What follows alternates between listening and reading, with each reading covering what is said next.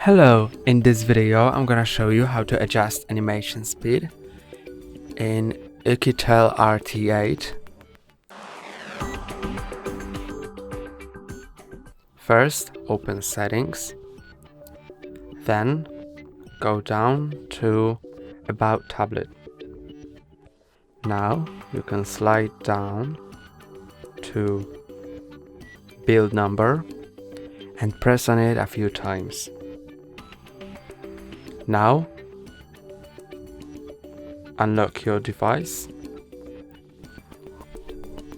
and we've gotten developer privileges, which we can use in System tab, and developer options.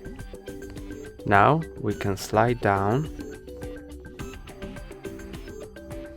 and how you can see, there are window animation scales, transition animation scale, and animator duration scale.